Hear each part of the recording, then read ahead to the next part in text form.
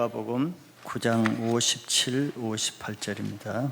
길 가실 때에 어떤 사람이 여짜오되 어디로 가시든지 나는 따르리이다. 예수께서 이르시되 여우도 굴이 있고 공중에 새도 집이 있으되 인자는 머리 둘 곳이 없도다 하시고. 아멘. 오늘 말씀은 예수님의 제자도에 대해서 예수님을 따르는 목적이라는 제목으로 말씀을 나누겠습니다. 하나님은 한 분이신데도 그 하나님을 섬기는 방법은 사람마다 조금씩 다르고, 또 예수님을 따르는 사람은 많지만 또 그 따르는 동기와 목적도 사람마다 다양합니다. 왜냐하면 사람마다 예수님을 따르는 신앙을 나름대로 자기 신앙관을 해석하고 또 자기 신앙 목적을 가지고 있기 때문에 그런 일이 있죠.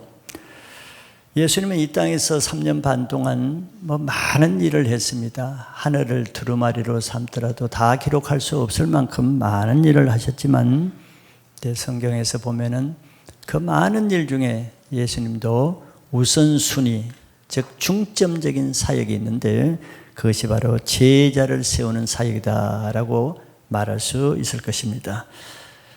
왜냐하면 제자 한 사람을 세우는 것이 떡을 먹기 위해서 따르는 5,000명보다도 더 중요하기 때문에 그렇다고 말할 수 있죠. 제자는 스승을 따르는 사람이죠. 자기 스승이 가르치는 교훈, 지식, 그것을 배울 뿐더러 스승이 하는 행동, 삶을 본받는 사람을 제자라고 이렇게 말할 수 있습니다. 그런데 죄인인 우리가 완전하신 하나님의 아들이신 예수님을 따른다는 것은 쉬운 일이 아니죠. 격이 다르기 때문입니다. 세상에서도 훌륭하신 스승의 제자가 된다는 것은 좋은 것도 있지만 그 단계가 수준이 높기 때문에 쉬운 것이 아니죠.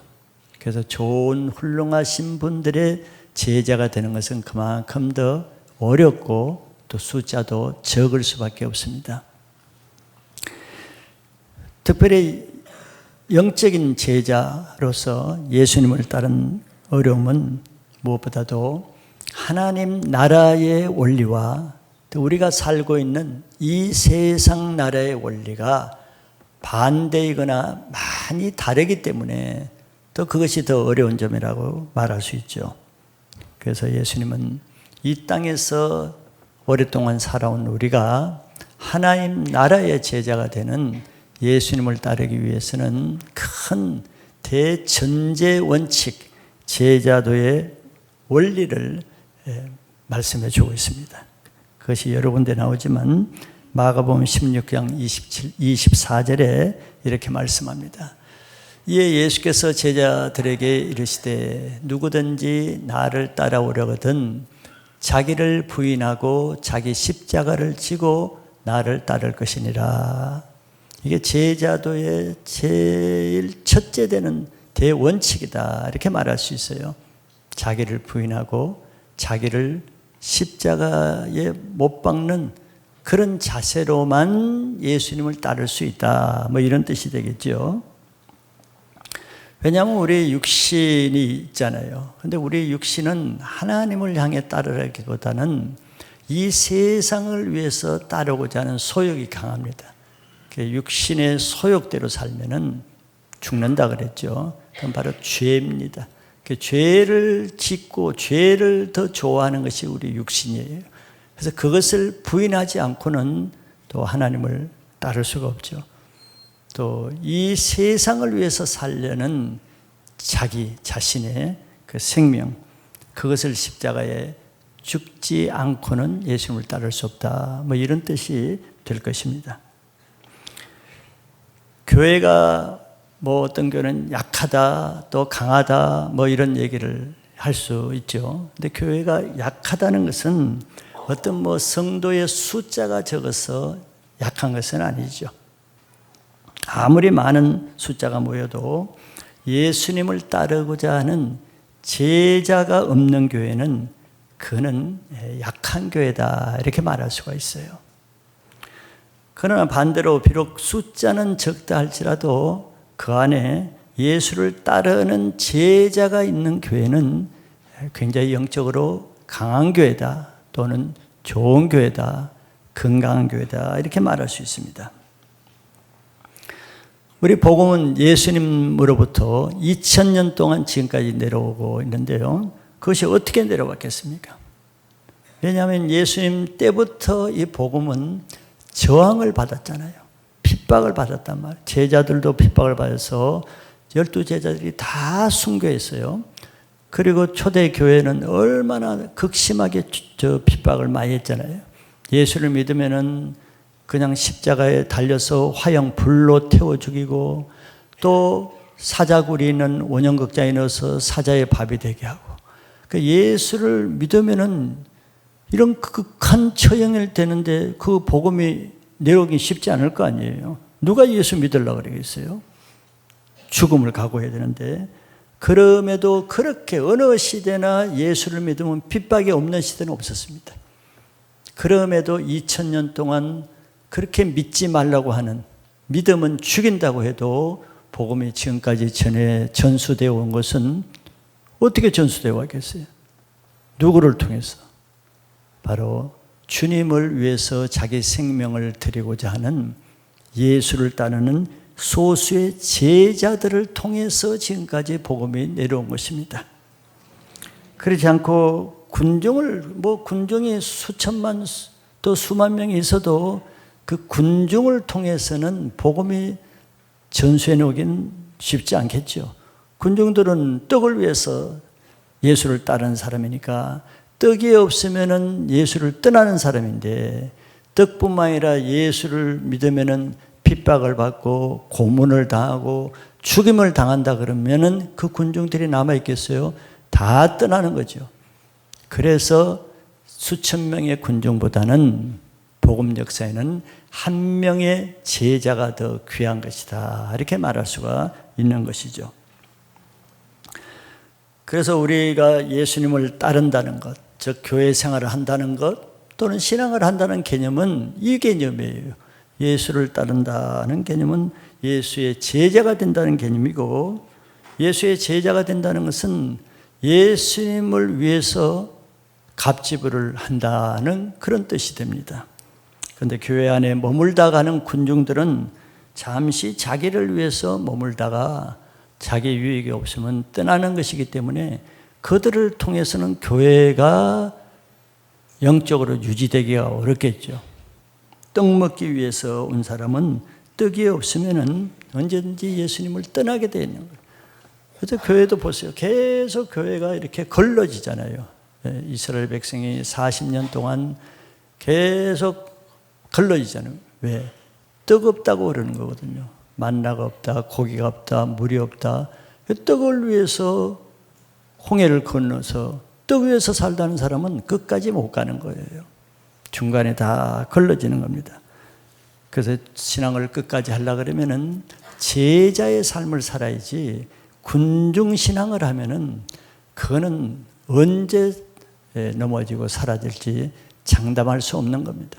그러니까 한때 아무리 뜨거워도 우리가 떡을 위해서, 자기 유익을 위해서라면 헌신할 수도 있는 거예요. 그런 걸 보고 우리가 신앙이라고 할 수는 없는 거죠.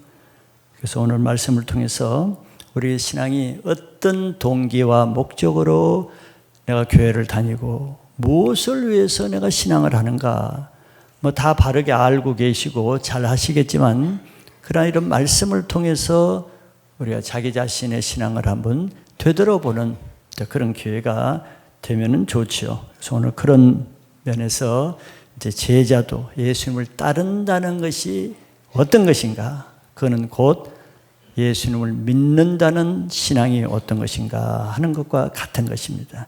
그런 것에 대해서 신앙의 본질에 대해서 조금 나눠보고자 하는 거예요. 먼저 본문 말씀 2절 아주 짧은 구절입니다. 자, 이걸 통해서 먼저는 예수를 따르기로 한 예수의 지망생에 대해서 한번 봅니다. 예수님은 이스라엘 어디든지 많이 다니실 때 항상 제자들을 같이 데리고 다니셔요. 혼자 다니시지 않고. 그거는 이유가 있죠. 예수님의 제자 훈련 방식이 그것입니다. 그러니까 예수님의 제자 훈련 방식이 제자들을 예수님과 함께 따라다니고 먹고 마시고 함께 자고 함께 사는 것을 통해서 제자 훈련을 하시는 그 예수님의 제자 훈련 방법을 보여주는 것이죠. 그래서 어떻게 그러면 교육을 하는가, 제자 훈련을 그때 우리가 삶 가운데 우리가 일주일 살면 일주일 동안 아무 일도 안 일어나시 그렇게 살 수는 없죠. 많은 일이 일어나잖아요. 또 어떤 때는 큰 일이 일어나기도 하고 또 어떤 때는 좋은 일도 일어나지만 어려운 일도 일어나죠. 어떤 때는 이해할 수 없는 일이 일어나기도 하고 어떤 사람은 감당할 수 없는 일도 일어나요. 이게 우리 삶이에요. 우리 삶이 우리의 실제잖아요. 근데 예수님은 바로 제자 훈련을 그때 예수님 앞에 나타나는 실제적인 상황, 삶을 통해서 영적인 원리를 가르치고 또 훈련하는 그런 방식입니다. 저희들이 뭐 제자 훈련하는 교회다, 또 제가 제자 훈련 한다고 해서 뭐 요즘은 좀 뜸하지만 예전에는 뭐 어디 뭐 언론사에나 또 다른 큰 교회나 신학생들이 종종 찾아오고 했는데 그때마다 공통적으로 묻는 질문이 목사님 제자 훈련을 어떻게 하시냐. 그리고 묻으면서 목사님 하시는 제자 훈련 그 프로그램을 좀 주실 수 없습니까? 소개해 줄 수 없습니까? 그 10이면 9이 이제 이렇게 질문합니다. 제자 훈련 배우러 오신 분들이. 그때 제가 하는 공통적에는 우리 교회는 제자 훈련 프로그램은 없습니다. 이렇게 말을 하죠. 그 얘기는 뭐겠어요? 다른 여러 곳에서 다 제자 훈련을 프로그램으로 하고 있기 때문에 우리 교회도 프로그램을 달라고 하는 거겠죠. 그래서 저희는 프로그램을 하지 않습니다. 그렇게 얘기를 해요. 왜 예수님 자신이 어떤 이론이나 어떤 지식을 잘 짜여진 프로그램을 진행하면서 제자 훈련을 하신 게 아니잖아요.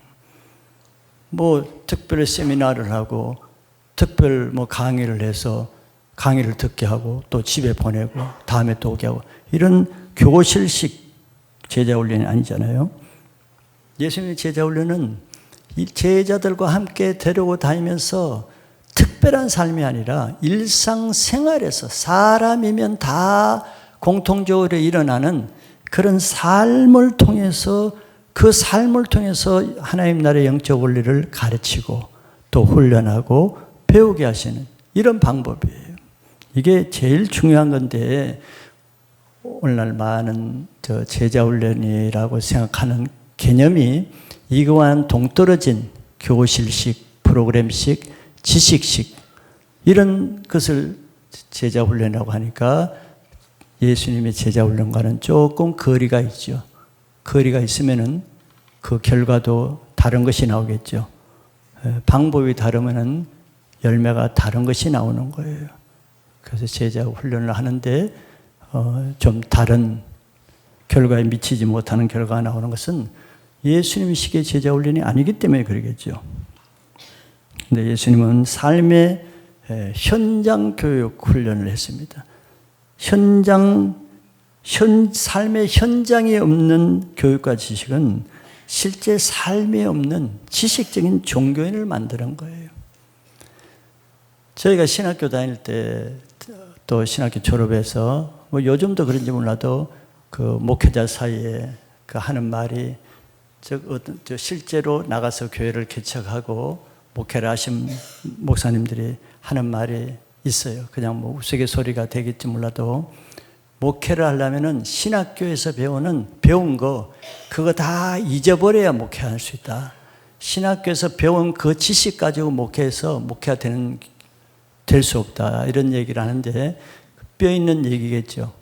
즉 교실 안에서 배운 이론과 지식, 현장감이 없는 현장과 다른 현장의 실제를 무시한 그런 신학이나 이론, 물론 중요한 것도 있지만 그 이론을 가지고 현장에서 실제로 한 죄인을 돕고 한 영혼을 섬기고 한 교회를 섬기고 하는 데는 그것이 그렇게 유익하지 않을 뿐더러 그것이 조금 방해가 될 수도 있다는 거예요. 그렇게 해서 안 된다는 걸 목회자들이 체험을 한 거예요.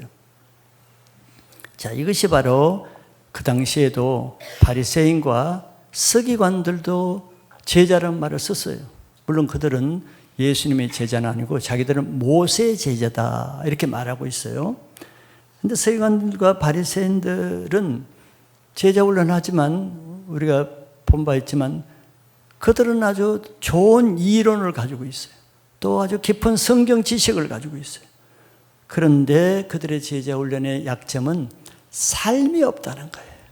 삶의 현장을 떠난 이론과 지식과 교리로만 하는 거죠. 왜 그랬겠어요? 자기들이 삶의 현장을 보여줄 수 없으니까.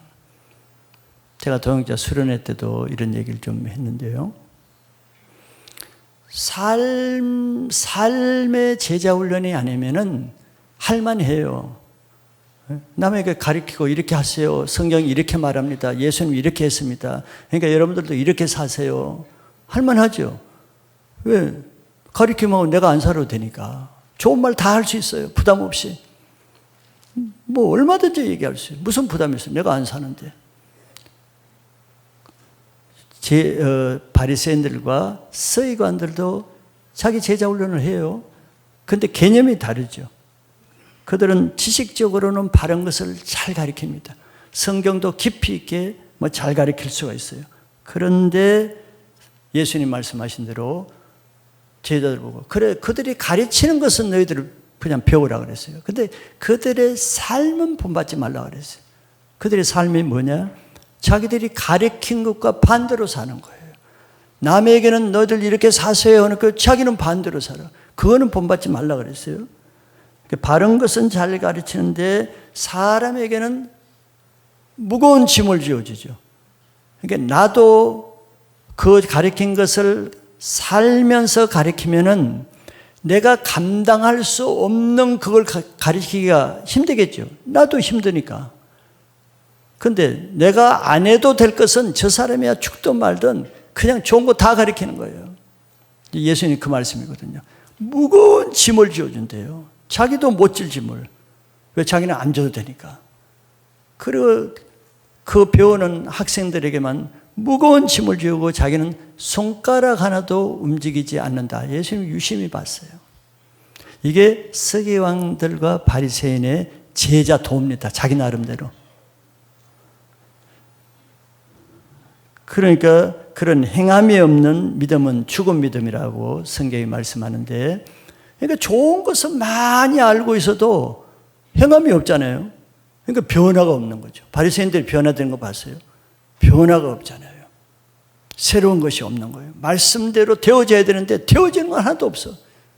삶을 살지 않으니까. 그러니까 자기도 그렇고 자기가 가르친 제자들도 똑같이 자기와 똑같은 거예요. 왜? 삶을 안 보여주는데요. 그런데 다른 삶을 보여줬죠. 어떤 다른 삶? 말씀은 말은 바르게 하고 행동은 그렇게 안 해도 된다는 이런 메시지를 줬잖아요. 그러니까 배움받는 사람은 배우면서도 그래 잘 알면 돼. 우리 선생님도 많이 알고 있는데 하지 않았으니까 나도 선생님이 하는 것처럼 하지 않아도 돼. 이런 메시지를 주는 거예요. 그러니까 자기 제자도 똑같이 종교인으로 변하지 않는 그런 제자가 수백 년 동안 쭉 전통으로 내려오는 거죠. 이게 종교인의 제자도의 방법입니다. 왜 제가 이 얘기를 하겠습니까? 제가 여기 어떤 사람이라고 했죠. 어떤 사람이 예수님께 나왔다. 이게 마태복음 8장에 보면은 이 어떤 사람이 서기관입니다. 서기관.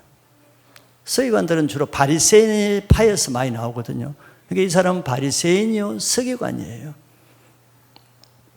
그런데 이 서기관은 어떤 사람인지 알죠? 율법을 깊이 연구하는 사람입니다. 그 율법 박사, 율법 선생이에요. 뭐 오늘날 말하면 뭐 신학 교수나 아주 상당한 지위가 있는 사람이고, 이스라엘 안에서는 그래도 종교적인 학식과 권위를 인정받는 지도층에 있는 사람입니다.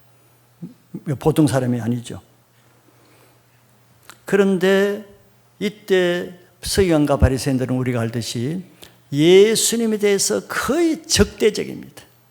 예수님을 공격하고 대적하고 죽이려고 하는 사람들이 대부분 이 서기관 바리새인들이에요. 자, 그런 면에서 이 서기관이 예수님께 호의적으로 나와서 이렇게 말하죠. 어디로 가시든지 나는 따르리다. 이거는 좀 특별한 서기관이죠. 좀 대단한 사람이에요. 서기관 중에서 이런 사람이 나왔다는 것은. 그리고 이 사람이 어디든지 따르리다 하는 것은 예수님의 제자가 되겠다는 것이거든요. 이 사람은 모세의 제자잖아요. 그러니까 이 사람도 제자도라는 것을 알고 있어요. 그런데 물론 모세의 제자도로 알고 있는 거죠. 그래서 그런 개념으로 나는 예수의 제자가 되겠다 이렇게 따라 나온 것입니다. 그런데 이 사람은 아직 예수님의 제자도 개념은 잘 알지 못하는 사람이죠. 또 예수님을 따른다는 것이 어떤 의미인지를 잘 모르니까 어떻게 보면 겁 없이 이렇게 나오는 거예요. 이 사람은 예수님의 제자가 어떻게 되는지조차도 모르는 사람입니다. 모세의 제자는 자기가 지원해서 자기가 열심히 하겠다 그러면 받아주면 합격하면 되는 거니까 그러게 되는데 예수님의 제자는 다르죠. 그래서 이 사람은 예수님이 부르시지 않았는데 자기가 스스로 예수님의 제자가 되겠다고 나온 거예요. 그런데 예수님의 제자의 방식은 이런 방식은 아니죠. 이 사람 마치 아무도 추천하지 않는데 자기 스스로 신학교 가겠다고 나온 거랑 비슷한 거예요. 교회에서 세우지도 않았는데 내가 목사님 2025년도는 제가 셀리도 할게요. 나 셀리도 하겠습니다. 막 이렇게 자원해서 나오는 건 똑같은 거예요. 어떻게 보면 기특하기도 하고 귀엽기도 하고 좀 그러죠. 근데 셀리도 그렇게 되는 건 아니잖아요. 그런 식이란 말이에요.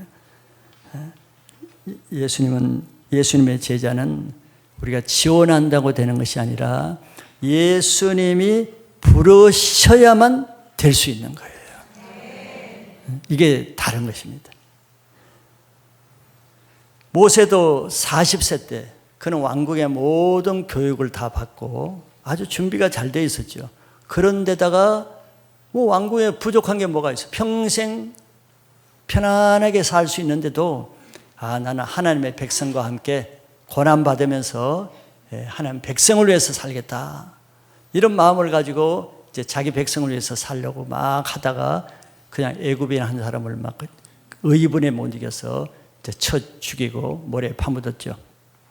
그러나 하나님 보시기에 어떻게 보면은 기특한 사람이잖아요. 자기 뭐가 부족함이 없어. 뭐가 부족했어. 평생 왕궁에서 앞으로 왕이 계승자인데 세상에서 정말 최고의 삶을 살 수 있는데 뭐가 부족해. 그런 사람이 그거 다 내려놓고 하나님을 위해서 자기 백성을 위해서 같이 고생받겠다는데 우리 눈으로 보면 얼마나 기특해요. 정말 준비된 사람이죠. 세상에 이런 사람이 다 있어요. 시키지도 않았는데 스스로 자기가 하나님을 위해 살겠다 했으니까. 근데 세상 기준으로 보면은 모세도 어떻게 하나님 일꾼의 1순위에 들겠죠. 자, 우리는 이런 생각을 한다. 모세도 아마 그런 생각을 했을지 몰라요. 모세도 하나님이 내 형편 이런 거 다 알고 내가 이거 다 포기하고 하나님 위해 살려고 그러면 하나님이 나를 너무 기쁘게 생각하겠지. 나를 정말 기특하게 여기고 그냥 나를 도와주시겠지. 이런 생각을 했겠죠. 내가 좋은 일 하고 있잖아요. 그런데 하나님의 생각은 다른 거예요. 이 세상 나라 기준하고 하나님 나라 기준의 개념이 다른 거예요. 우리가 이걸 모르면 신앙도 엇박자를 띈단 말이죠. 자기 오해를 하고 이렇게 되면 나중에 섭섭하고 상처받겠죠. 상처받을 만하죠. 내가 나쁜 일을 하는 것도 아니고 하나님 위해서 하겠다는 거 왜 이러는 거예요? 왜 안 도와주는 거예요? 이제 섭섭하고 상처가 되는 거예요. 왜냐하면 개념의 차이를 모르기 때문에 그런 거죠. 그런데 모세가 어떻게 나중에 됐어요? 40년 동안 미디안 광야에서 그냥 완전히 바닥을 기는 삶을 살았잖아요. 80세가 됐어요. 이제는 뭐 옛날 기운 다 빠졌어. 노인이에요. 그런데 하나님이 그때 내 백성을 구원하는 지도자가 되라 할 때, 그때는 모세가 어떻게 내가 하겠습니다 그러지 않아요. 나는 못합니다. 나는 말도 못하고 나는 할 능력, 자격이 없어요 그러죠. 자격이 없는 모습으로 나왔죠. 이게 자격이 없는 모습으로 나올 때 하나님이 그래 이제 네가 자격이 있다고 쓰는 거예요. 이게 하나님의 방법이죠. 자격이 있다고 했어요. 먼저 자원에서 나는 게 좋은 뜻도 있지만, 내가 그런 자격이 있지. 나밖에 누가 이런 일을 하겠어. 내가 리더가 안 되면 누가 돼. 그게 나중에 안 되면 왜 상처를 받아. 내가 자격이 있는데 목사님이 몰라준다는 거예요. 알고 있어요. 알고 있는데 모르는 게 아니라 한 가지 부족한 것을 알고 있는 거지. 한 가지 부족한 것을. 자, 그런 거란 말이에요. 이 서기관도 이제 그런 거예요. 그러니까 우리가 보기에는 이 서기관도 잘 준비된 사람이잖아요. 얼마나 준비된 사람이에요. 또 선한 뜻으로 주님을 따르겠다 그러죠. 모든 서기관이 예수님 죽이려고 그러고 대적 관계인데 얼마나 좋은 사람이에요. 그리고 그는 서기관이 될 정도로 그동안 얼마나 성실하게 노력한 사람이에요. 서기관이 아무나 되는 건 아니거든요. 뭐 오늘 신학 교수가 됐다. 뭐 아무나 되는 건 아니죠. 얼마나 성실하게 율법을, 성경을 연구했겠어요. 인정을 받았겠죠. 성경 연구에. 그러니까 서기관이 됐죠. 성경을 연구의 기본이 된 사람이에요. 그리고 율법에 정통한 학문적인, 학식적인 능력도 있어요. 그리고 사람들에게 인정받고 객관적으로 영향력을 주는 사회적인, 보편적인 지위가 있어요. 이거 아무나 하는 거 아니잖아요. 우리가 사람에게 영향력을 줘야 되는데 이미 이 사람은 영향력을 미칠 수 있는 그 위치에 있는 거예요. 얼마나 준비가 됐어요. 자, 기본 어부 출신들에 비하면은 이 사람은 아주 엘리트 그룹에 속한 좋은 인재입니다. 기존 제자들과 어부들과는 좀 격이 다른 거예요. 제자 공동체를 좀 업그레이드 할 수 있는 사람이에요.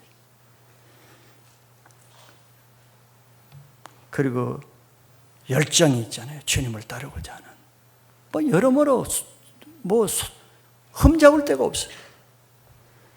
장차 예수님의 수제자가 될 수 있는 그런 자질이 있는 것처럼 보여요. 기존 제자들은 주로 어부 출신이고 학력이나 사회적인 지위나 뭐로 봐서라도 이 서기관이 더 나은 조건이잖아요. 그리고 예수님은 지금 제자들과 같이 늘 고민거리가 뭐예요?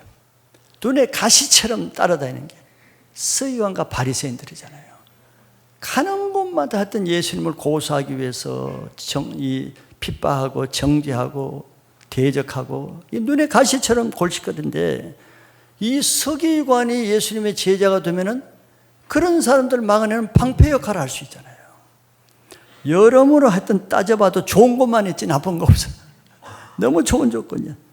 아주 이 서기관이 1순위로 선발될 수 있는 이런 사람이 제자로 지원해 왔단 말이에요.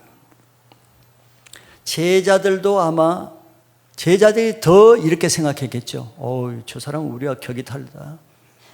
제자들은 조금 경쟁심도 있었을 거예요. 좀 경쟁심으로 저 사람들은 우리 완전 밀리게 생겼다. 이런 생각도 하겠죠. 빌립 같은 사람은 틀림없이 그런 생각을 했을 겁니다. 그러니까 좌우지간, 우리는 여기서 예수님으로부터, 지금 예수님은 나머지 12제자를 교육하는 현장이에요. 제자훈련 학습 현장이란 말이에요. 그러니까 우리도 이것을 통해서 예수님의 제자도가 뭔가 그걸 배우는 것이 필요해요. 왜냐하면 지금 이렇게 볼 때는 이 사람을 지금 제자로 세우고자 하는 이것이 우리 보편적인 생각이잖아요. 이런 것을 하나님 나라의 개념으로 우리의 컨셉을, 개념을 바꾸지 않으면은 우리도 예수님을 따르는 제자의 개념이 세상적인 개념, 인간적인 개념으로 따르다가 이제 나중에 어려움을 당하기도 한다. 실망하죠. 지금 실망을 준 게 자기 스스로 실망을 한 거지.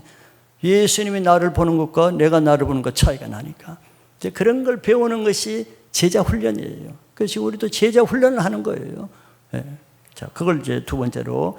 그럼 예수님이 하시는 제자의 그 기준과 종교인들 아니면 또 우리들이 가지고 있는 제자의 기준이 어떻게 다른가? 이제 그걸 보는 거죠. 자, 이 서기관의 말을 들은, 옆에서 같이 들은 제자들이 예수님이 과연 어떤 반응을 보일지 아마 궁금하기도 하고 기대가 됐을 거예요. 자기들이 보기에는 이 서기관이 너무 준비가 잘 됐으니까 어떻게 예수님 받아들일까 했겠죠. 근데 58절에 보니까 예수님이 좀 의외의 말씀을 했어요. 이 서기관에게. 여우도 굴이 있고 공중에 새도 집이 있으되 인자는 머리 둘 곳이 없도다 라고 하셨어요. 예수님이 yes, no로 그래 아니면 아니다 이렇게 말씀하시지 않았죠. 그 대답 대신 이 말씀을 하신 거예요. 이 말씀은 야심차게 이 서기관에게는 어떻게 보면은 찬물을 끼얹는 아주 냉담한 반응의 말씀입니다. 이 서기관이 와서 주님 나는 어디든지 주님이 가시면 다 따르겠습니다 할 때 이 사람의 마음이 어떻겠어요? 내가 다른 서기관들은 다 예수님을 미워하고 대적하는데 자기는 예수님 편에 서서 예수님의 제자가 되겠다고 하니까 이거는 굴러 들어온 호박 능콜이란 말이에요. 자기 같은 사람이 예수님을 대적하지 않고 오히려 예수님의 제자가 되겠다 하니까 자기 생각에는 예수님이 얼마나 기뻐하고 자기를 칭찬해주며 그냥 머리를 쓰다주면서 진짜 네가 최고다 하면서 반갑게 맞아줄 것으로 생각했겠죠. 모세와 같이. 모세도 그럴 줄 알고 그런데 아니고 이 서기관도 마찬가지예요. 자기 같은 사람이 어딨냐 말이에요. 지금 대적하는 게 아니고 따르겠다고 하니까 이런 당연히 칭찬받고 허입될 제자로 받아들일 것은 100% 확신했을 거란 말이에요. 그렇지 않겠어요? 그런 상황에서 이 말씀을 들을 때는 이 서기관은 정말 어리둥절하고 기절촉풍할 만한 의외의 반응의 말씀에 아주 찬물을 얻어맞은 그런 기분이었을 거란 말이죠. 낙심하는 말이고 실망스러운 말씀이고 아주 냉담적인 그런 반응이었단 말이에요.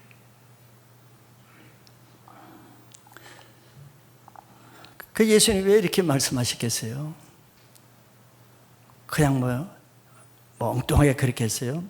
아니죠. 예수님은 우리 금요 예배 때 말씀에도 중풍병자를 네 죄 사함을 받았느니라 할 때 이 서기관과 바리새인들이 그 말로 하지 않은 속으로 저가 누구기에 감히 죄를 사하는 말을 하는가 판단하고 고소하는 마음을 가지고 말로 한 게 아니고 속으로.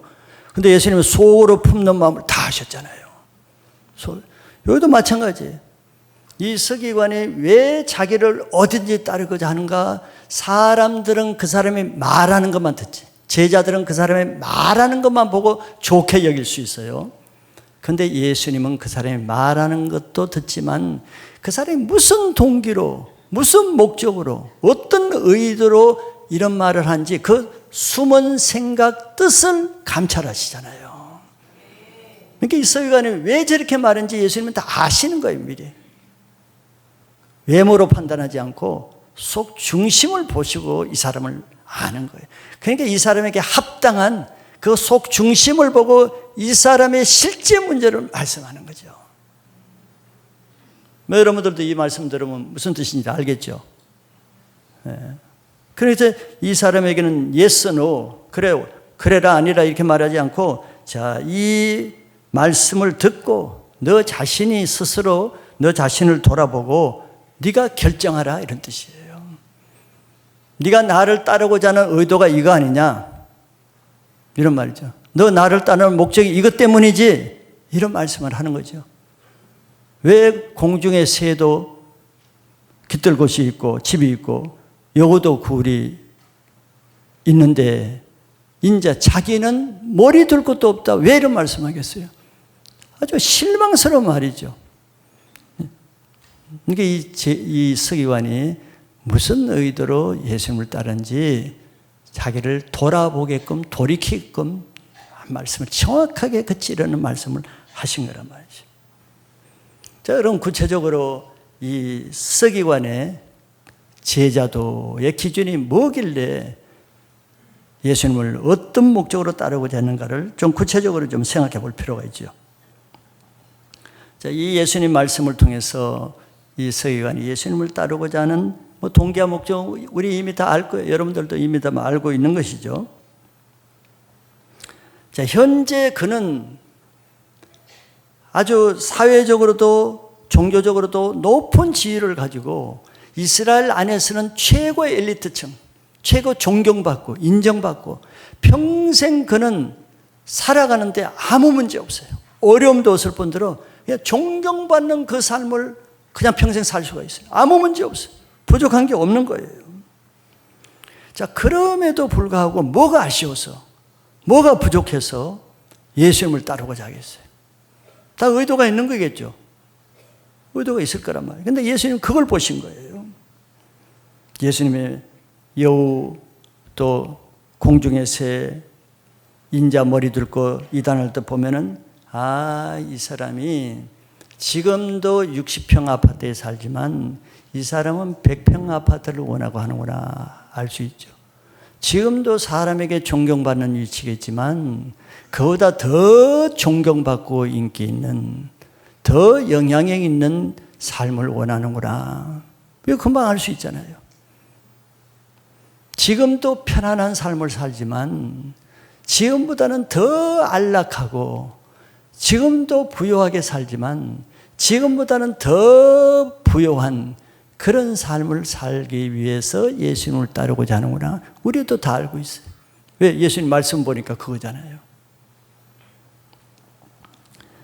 그러니까 이 서기관은 예수님이 어떤 분인지를 알지 못하고 예수님을 따르고자 하는 사람이에요.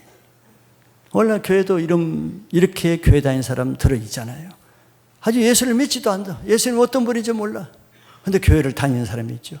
왜? 목적이 다르니까. 이 서기관과 같은 목적을 가진 사람은 예수님을 어디를 가든지 따르고자 한단 말이에요. 이게 우리의 모습을 보여주는 거죠.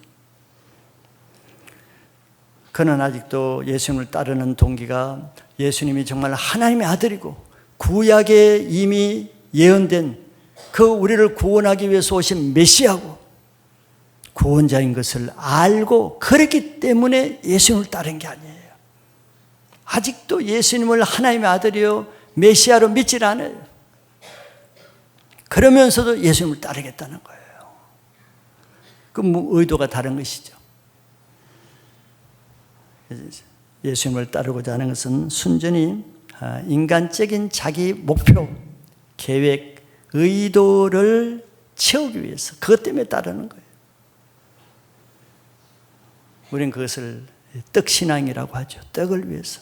예수님 시대에 떡을 위해서 예수님 따라다니는 사람이 많은데 이 서기관도 마찬가지예요. 그런 부류의 사람. 오늘날 교회도 물론 예수님 대다수는 다 예수님을 믿고 예수님의 은혜가 감사해서 예수님만을 따르기 위해서 대부분은 다 그렇게 해서 교회를 다니시죠. 그런데 간혹 이렇게 서기관처럼 예수님에게는 별로 관심이 없어요. 예수님은 문제가 안 돼. 믿든 안 든. 예수님과 상관없이 예수님으로 인해서 오는 그것 때문에 교회를 다니는 사람도 없지 않아 있단 말이에요. 물론 처음에는 그런 동기로 왔다가 나중에 예수 믿고 나서는 다르게 바뀌는 것이 이제 정상이죠. 그러나 우리가 다시 한번 이런 교회를 통해서 교회를 다닌다는 것은 어떤 의미고 예수를 믿는다는 것이 어떤 의미인가를 다시 한번 이렇게 생각해 볼 필요가 있어요. 우리가 따르는 신앙의 핵심은 우리를 죄에서 구원하실 예수 그리스도를 따르는 것이 우리 신앙의 본질입니다. 네, 그건 믿으시죠? 그럼 왜 예수님을 따라야 되는가? 그 이유도 알아야죠. 왜 예수님을 따라야 돼요? 자, 우리의 문제는 무엇인가 하면은 죄의 문제가 우리의 본질적인 문제. 우리 아마 가정의 문제도 있죠. 뭐 물질, 재물의 문제도 있죠. 인간관계, 뭐 많은 문제들이 있잖아요. 문제는 다 다를지라도 문제의 원인은 하나예요. 우리가 죄 때문에 그런 많은 문제들이 파생되는 겁니다. 그렇다면 그 문제 하나하나를 해결하려고 해서는 평생 가도 문제 다 해결 못해요. 문제는 끊임없이 새롭게 나타나잖아요. 그런데 문제의 근원을 해결하면 해결이 되는데 그것이 바로 죄입니다. 죄. 우리가 죄인인 건 다 인정하시죠? 예수 믿어도 우리가 죄를 짓잖아요. 한 주간 동안에도. 그러니까 이 죄가 우리는 문제란 말이에요. 그런데 이 죄 문제는 우리 스스로의 힘으로 해결할 수 없어요. 또 좋은 우리의 스승, 뭐 교수, 그 사람이 해결해 줄 수가 없어요. 우리는 예수를 모를 때는 이 죄 문제를 해결하기 위해서 선행을 하려고 하잖아요. 남에게 착한 일하고 좋은 일하고 선행을 하면은 이 죄책감이 좀 없어질 것 같지만 그걸로는 죄가 없어지지 않아요. 죄는 어떤 방법으로도 해결할 수가 없어요. 그래서 하나님이 우리 죄를 해결하기 위해서 예수님을 자기 아들을 이 땅에 보내주신 거예요. 왜냐하면 우리가 할 수 없는 죄 문제를 해결해 주기 위해서. 죄를 지으면 죄값이 있는데 그 죄값이 죽음입니다. 사망이에요. 그러니까 우리가 죽는 것은 죽음이 두 번 있죠. 육체적인 죽음이 있고 영의 죽음이 있는데 뭐 육체적인 죽음은 뭐 나이가 먹으면 죽지만 영이 죽는 것은 죄 때문에 죽는 것입니다. 죄 때문에. 그 죄 때문에 죽으면 어떻게 돼요? 죄 때문에 죽으면 다 지옥 형벌 심판을 받는 거예요. 그게 영원한 심판입니다. 근데 그게 가장 무서운 것인데 예수님은 바로 우리의 죄를 해결해 주시기 위해서 이 땅에 오신 우리의 구원주가 되십니다.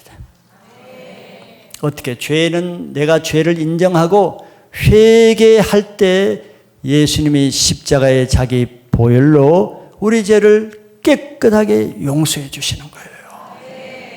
그것을 우리는 구원이라고 합니다. 죄가 없으면 죽지 않아요. 그래서 우리가 예수를 따른다는 것은 첫째는 구원받기 위해서 예수님을 따르는 것이고 교회를 다니는 것이고 그 다음에 구원받은 다음에도 왜 계속 교회를 다녀야 돼? 이제 구원받았으면 끝나야지. 이게 이제 이단들 같은 구원파 같은 사람은 이제 구원받았으니까 마음대로 사는 거야. 술도 먹고 세상처럼 구원받았다. 네. 그런 이제 잘못된 신앙도 있죠. 구원받은 다음에는 이제는 하나님 나라의 상급을 위해서 사는 거예요. 상급. 그걸 성화라고 말하죠. 거룩하게 되기 위해서. 구원받아도 완전하지 않잖아요. 그러죠. 구원받아도 인격이 바로 안 변하죠.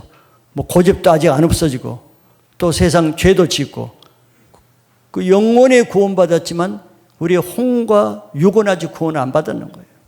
그래서 구원받고 나서도 계속 교회를 다니고 예수님을 따라야 되는 이유는 바로 거룩하기 위해서 성화, 예수님처럼 흠없고 점없는 그런 삶으로 하나님 나라에서 상급을 위해서 사는 거예요. 이것이 예수님을 따르는 목적이요 동기가 되어야 됩니다.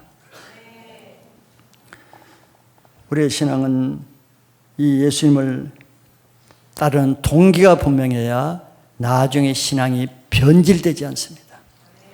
신앙을 오래 하다 보면요, 그러죠. 구원의 첫 간격도 없어지잖아요. 또 예수님을 따르는 본질이 흐려져요. 왜 따르는지 모르고. 그러면서 서서히 다시 떡신앙으로 돌아갑니다. 뭐 이것도 없고 저것도 없고 이제 불평이 나오는 거예요. 이것도 안 되고 저것도 안 되고. 자기가 바르게 신앙생활하면 아무 문제가 안 되는데 자기가 이제 예수님 중심 신앙을 하니까 모든 것이 문제가 되는 거예요. 그러면 그 오래 갈 수가 없습니다. 중간에 이제 넘어지게 되는 거죠. 자, 이 서기관도 예수님을 따르려고 하는 동기가 우리가 여기 보면 뻔한 것이죠. 이 서기관이 예수님의 오병이어 행하는 거 다 봤겠죠. 그냥 예수님을 따르려고 하지는 않을 거란 말이죠. 오병이어 보니까 자기들 서기관이나 바리새인들이 하지 못하는 걸 하는 거야. 자기가 지금 부족한 게 아무것도 없잖아요. 부족한 게. 최고의 영예와 지혜도 가진데 자기들이 없는 게 있는 거예요. 우리는 서기관인데 성경을 아는데 홍해 기적도 지식으로는 아는데 홍해 기적을 경험을 못해. 예수님은 바다도 잔잔하게 하는데.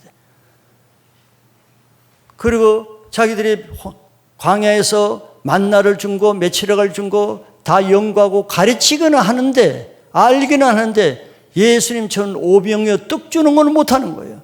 그러니까 자기들이 못하는 걸 예수님이 지금 하시고 계시잖아요. 이런 데 관심을 가졌겠죠. 예수님이 자기들 수준에 똑같으면 뭐 예수님 따를 필요가 뭐가 있겠어. 그런데 자기들이 하지 못하는, 자기들이 모든 것을 안다고 생각하는데, 모든 율법을 다 알고 잘 지키고 최고의 신앙생활을 한다고 하는데 예수님을 보니까 자기들이 할 수 없는 것을 하고 있단 말이에요. 여기에 관심이 쏠렸겠죠. 떡 5개, 물고기 7마리로 뭐 5,000명, 4,000명을 먹여. 여기에 이제 이 사람의 생각이 달라지는 거죠. 그리고 자기들이 고칠 수 없는 중풍병자를 고치죠. 죽은 자를 살려내죠. 눈먼 자를 고치죠.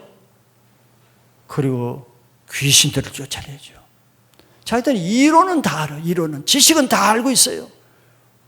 근데 지식은 있는데 아무것도 나한테 행함이 없어요. 근데 예수님은 행함이 있잖아요. 그러니까 또 그걸 보고 많은 군중들이 예수님을 따라다녀. 자기들은 사람들이 안 따라다녀. 맨날 혼만 내고 야단치고 정죄하니까 사람을 따르겠어요. 피해 다니는데. 자기들이 나타나면 다 사람들이 도망가는데, 서울서 피하는데, 예수님께는 구름대처럼 사람들이 모여다녀. 이게 비교시, 열등감, 시기심, 이제 이런 것 때문에 이 종교인들이 예수님을 죽이고자 한 거잖아요.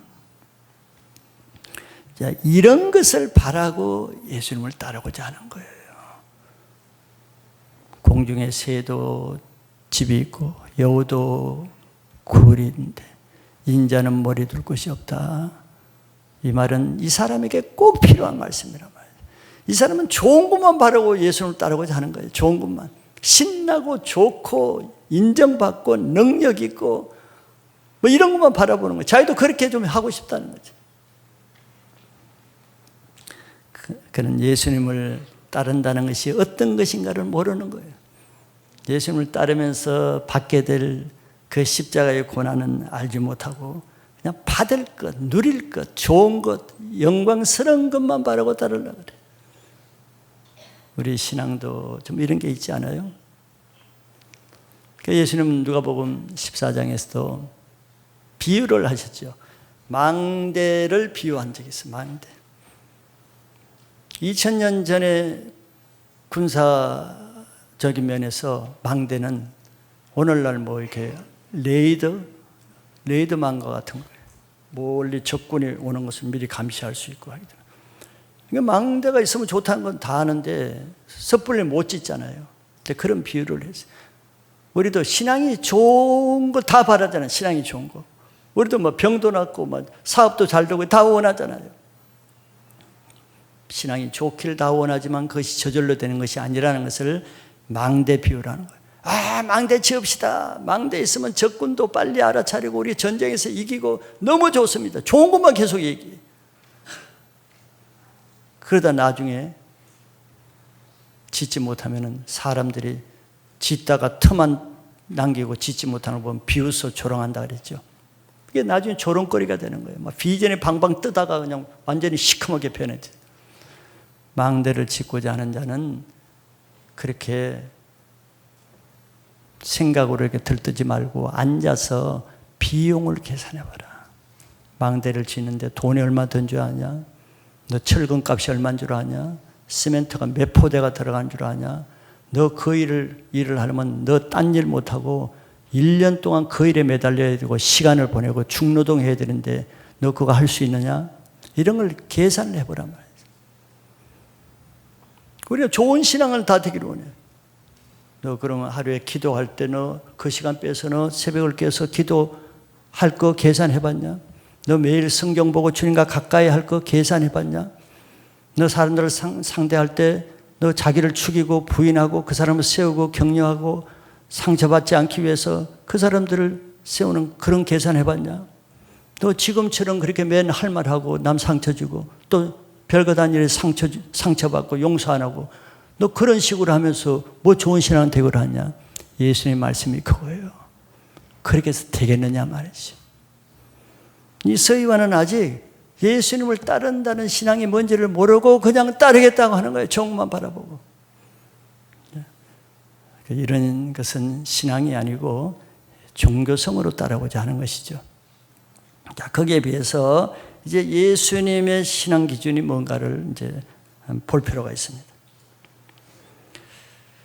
자, 이 서기관은 뭐 세상에서 별 부러움이 없는 사람인데 예수님을 따르고자 했어요. 지금보다 더 인기 있고 영광스럽고 좋은 것을 바라는 것이죠. 이것이 당시 바리새인들의 종교관이고 바리새인들의 제자도의 개념입니다. 이게 똑같은 제자도를 하지만 개념이 틀리면 반대가 되는 거예요. 종교인들의 제자도는 제자가 되면은 뭐 다른 사람을 섬기고 낮아지고 이런 개념이 아니라 반대 개념이에요. 모세의 제자가 되면은 어떻게 돼요? 나는 모세의 제자야. 난 제자가 됐어. 너희들과 달라. 그러니까 이제 가르치고 시키고 주장하고 명령하고 난 모세의 제자니까. 너는 아직 모세의 제자 못했잖아. 이런 제자도의 개념을 가지고 있어요. 그들의 제자도 개념이 뭐 예수님처럼 낮아서 그런 개념이 아니란 말이죠. 군림하는 제자도의 개념이죠. 그래서 이 서기관은 이런 제자도 개념으로 예수님의 제자가 되고자 하는 거예요. 좀 그런 모세의 제자가 되는 것보다도 더 좋잖아요. 모세의 제자가 돼봤자 뭐 떡 하나도 2개를 못 만들어. 감기 환자도 못 고쳐. 이런 면에서 모세의 제자보다는 예수의 제자가 되는 게 낫죠. 그런 계산법을 가진 거죠. 이런 예수님이 그에게 이런 충격적인 말씀을 하시죠. 자, 예수를 따른다는 거 우리가 알죠. 예수님을 따른다는 게 뭐예요? 그가 따르고자 하는 예수님이 어떤 분이에요? 하늘의 서기관에 될 것이 없는 최고의 하나님의 영광을 가지신 분이에요. 최고의 하나님이신 그분이 자기 권세, 있던 권세 버려야 돼. 버리고 말구유 마구간에 오셔서 사람의 모양으로. 그리고 나사렛 촌사람이라는 무시받는 동네에서 목수로 30년 동안 살았어요. 서기관이 그렇게 살 수 있을까? 지금 그가 따르고자 하는 예수님이 이런 삶을 사셨어요. 그리고 평생 서기관 바리새인부터 멸시받고 천대받고 무시받고 조롱받고 대적받고 죽이려고 그러다가 결국 평생 머리둘 집 하나 없이 2벌 옷도 없이 그렇게 사시다가 결국 마지막이라도 좋았느냐 십자가에 죽으시는 삶을 살았어요. 이 서기관의 이런 것이 예수를 따르는 삶이라 그러면 이런 말 했겠어요? 모르니까 무식이 용감이라고 모르니까 그런 거죠. 모르니까.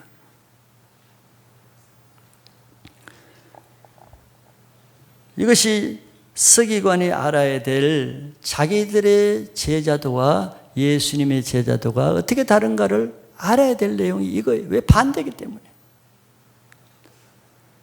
왜냐하면 하나님 나라의 제자들은 예수님 말씀하신 것처럼 천국에서는 의를 위해서 핍박받고 예수님처럼 고난받는 사람은 기뻐하고 즐거워하라. 이는 하늘에서 너의 상이 클미라. 이게 제자도의 원리예요. 그냥 핍박받고 그러는 게 아니에요. 이 땅에서가 아니라 하늘에서 큰 상급을 받기 위해서 그런 삶을 사는 거예요. 그리고 하나님 나라에서는 크고자 하느냐? 그럼 남의 종이 되고, 너 높고자 하느냐? 그럼 낮아져서 섬기는 자가 되라. 그래야 하늘에서 큰 자가 된다. 이게 하나님 나라의 제자도의 원리예요. 그러니까 제자가 되면 될수록 의를 위해서 더 핍박받고 그러다 순교하고, 그리고 세례와 창기 같은 사람이라도 낮아져서 섬기고 종이 되고, 이렇게 하는 게 제자도. 왜? 그래야 하나님 나라에서 큰 자가 되기 때문에. 그런데 서기관과 바리새인의 제자들은 반대지요. 하나님 나라의 개념이 없어요. 이 땅에서 큰 자가 되는 거예요. 이 땅에서 잔치의 상석에 앉아서 높이 인정받고, 길거리에 나가서 손 들고 기도해서 사람들에게 존경받고, 그게 제자들의 모습이에요. 모세의 제자의 모습이에요. 그래서 이 땅에서 어떻게 이제 높아지고 인정받고 영광받는, 그게 전혀 반대잖아요. 우리 신앙도 뭐 서기관만 그런 게 아니죠. 우리 속에도 이런 종교적인 제자도의 개념이 없지 않아 있단 말이에요. 그래서 예수님이 이런 세상의 제자도로 살아온 우리가 예수님의 제자도로 살기 위해서는 그런 기존의 자기의 개념을 부인하고 기존의 삶의 스타일을 십자가에 못 박지 않고는 내 제자도를 따를 수 없다, 이런 뜻을 말씀하시는 거죠.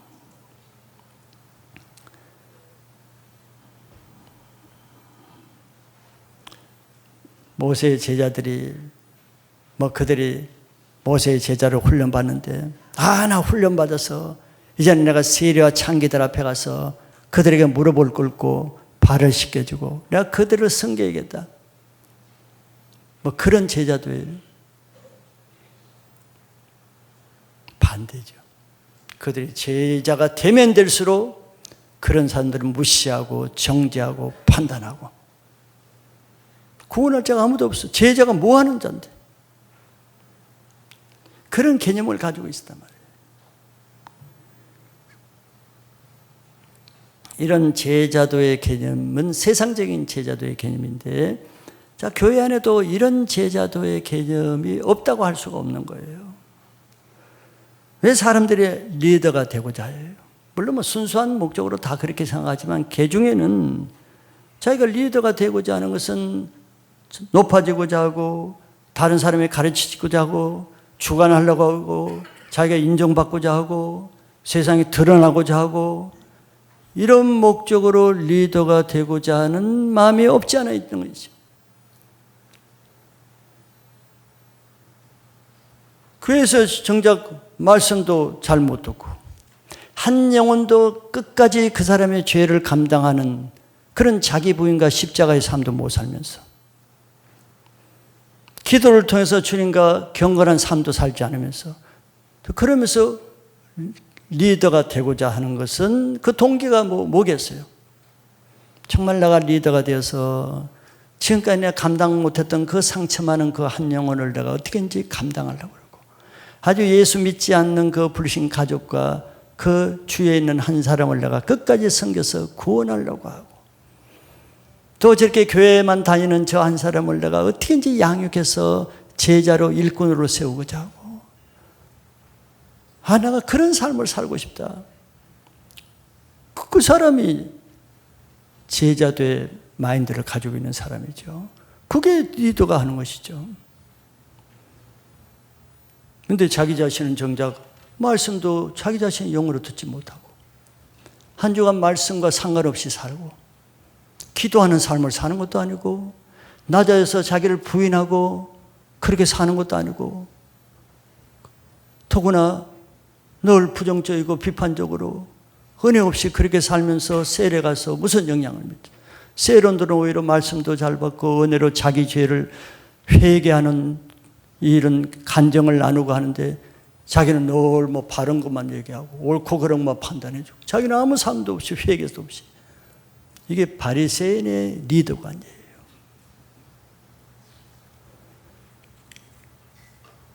자기는 그런 삶을 살 의도도 없으면서 리더가 되고자 하고, 또 어떤 사람은 거기다 신학교도 가고자 하고, 바리새인의 종교적인 개념을 가지고 있는 거죠. 그런데 주님은 중심을 보세요. 서기관의 동기를 보신단 말이에요. 그래서 예수님은 서기관과 이 바리새인들에게, 너희가 천국 열쇠를 가지고 왜 너희도 안 들어가고 들어가고자 하는 사람을 막느냐 말이지. 천국 열쇠라는 것은 그들 구원받을 말씀을 가졌잖아요. 말씀의 지식. 복음의 말씀을 가지고 자기도 안 들어가는 삶을 살고 남이 들어가고자 하는 것도 못 들어가게 막는 거예요. 그래서 사람이 자기가 은혜가 없으면 그러잖아요. 자기 말씀을 못 받으면 세일이나 모임에서 남의 은혜 받는 것 다 찬물 껴놓잖아요. 남이 하나님 앞에 살라는 것을 기운을 다 빼기는 거예요. 바리새인들이 하는 말이에요. 그러니까 하나님을 믿는다고 다 같은 신앙이 아니죠. 예수님을 따른다고 다 같은 믿음이 아니에요. 자기 나름대로는 내가 뭐 최선을 다한다고 할 수 있지만 예수님이 어떻게 보느냐 이게 중요한 건데 그거는 예수님 말씀입니다. 말씀.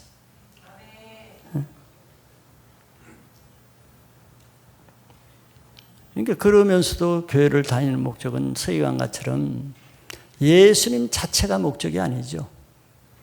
예수님을 인해서 뭐 우리가 흔히 말하는 게 있잖아요.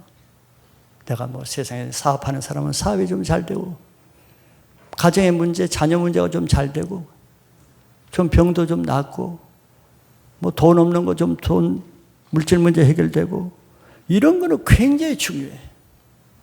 그런데 그런 사람에게는 예수님이 중요하지 않아요. 그러니까 예수님 없이도 교회는 다닐 수가 있어. 예수님의 은혜가 없는 건 문제가 안 돼. 예배 때마다 예수님 만나지 못하는 건 아무 문제가 안 돼. 그거는 뭐 문제거리, 시험에 들 문제가 아니에요.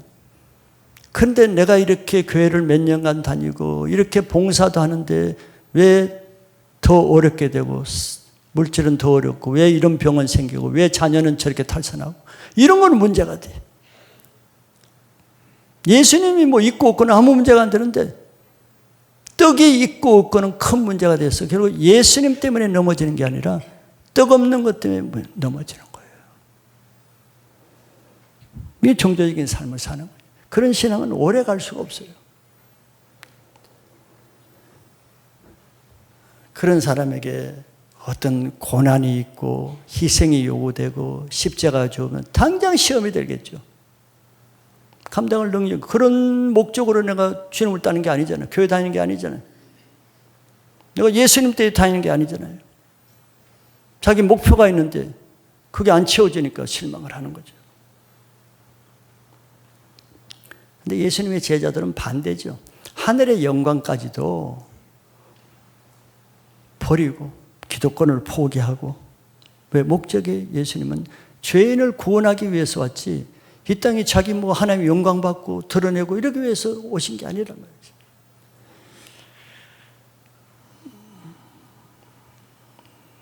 마가복음 마지막으로 8장 34절 35절을 보시면은 앞에서 얘기한 것대로 제자도의 원리를 다시 한번 말씀하십니다. 우리가 제자들을 불러 이르시되, 예수님이 누구든지 나를 따라오려거든 자기를 부인하고 자기 십자가를 지고 나를 따를 것이라. 이제 앞에서 얘기한 대로 이게 제자도의 대원칙입니다. 자, 그것을 조금 더 뒤에 이렇게 설명을 하고 있어요. 35절에 누구든지 자기 목숨을 구원하고자 하면 잃을 것이요 누구든지 나와 복음을 위하여 자기 목숨을 잃으면 구원하리라 그랬어요. 이제 역설적이잖아요. 역설적인데 저게 신앙의 원리입니다. 예수님의 제자들은 하늘에 있는 영원한 생명을 위해서 이 세상에 자기 육신을 위해서 살아가는 그 목숨을 잃으면, 그걸 포기하면은, 그것을 희생하면은 영원한 구원의 생명을 얻게 된다는 뭐 이런 말씀이죠. 그런데 반대로 이 땅에 있는 자기 목숨, 자기의, 자기 자존심, 자기 권위, 자기 영광, 이게 이 세상의 자기 욕심의 핵심 아니에요? 자, 그걸 위해서, 그거 잃기 싫어서, 그거 내가 포기하기 싫어서 그렇게 살면은 영원한 영생을 잃게 된다는 거예요. 이게 역설적이잖아요. 근데 많은 사람이 신앙에 어려운 게 무엇이고 신앙에 걸림돌이 되는 게 뭐겠어요? 뭐 큰 게 아니에요. 저 문제예요. 자기 것 좀 손해보고 자기 속사람의 상처와 자존심에 좀 걸림이 되고 자기 걸 지켜야 되는데 죽게 되고 잃게 되는 거, 그거 못하겠다 그러면 이제 걸림이 되잖아요. 뭐 그게 누구에게나 다 어렵죠. 어려우니까 우리가 신앙을 하는 거예요. 예수님을 의지하고. 그래서 날마다 우리가 죄를 짓잖아요. 왜? 옛사람이 살아있으면 죄를 많이 짓거든요. 그러니까 한 주간도 우리가 죄를 얼마나 많이 지어요. 자기를 부인하지 못하고 성질대로 사는 사람이 얼마나 많아요. 다른 사람을 살리기 위해서 또 다른 사람을 세우기 위해서 자기가 얼마나 죽는 삶을 사는가 보세요. 반대가 많잖아요. 자기가 죽지 않기 위해서는 남을 상처 주고 피해 주고 남에게 해를 줄 수밖에 없는 거예요. 그래서 우리는 날마다 예수님 말씀처럼 자기를 부인하고 자기 십자가를 지지 않고는 예수님을 따르는 것이 뭐 불가능한 것이죠. 그럼 예수의 제자는 못 되는 거예요. 그러면서 교회는 꾸준히 다니는 것은 예수의 제자가 아니고 이렇게 종교인의 제자로 사는 겁니다. 앞으로 제자도에 대해서 조금 더 볼 텐데요. 제가 오늘 제자도의 기초는 바로 이거예요. 왜 예수님을 따르고자 하는지, 왜 교회를 다니는지, 동기와 목적을 가만히 보세요.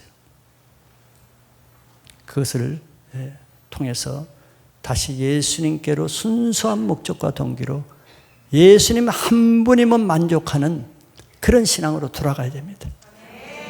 골로새서에 예수 안에는 모든 보화가 다 있다 그랬어요. 근데 예수님이 없는 사람은 예수님 외에 모든 걸 다 가지려고 그러죠.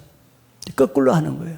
그러나 우리는 다른 것이 다 없어도 예수님 한 분이면 모든 것이 만족하는 그런 예수님만으로 충분한 신앙을 하시기를 축복합니다.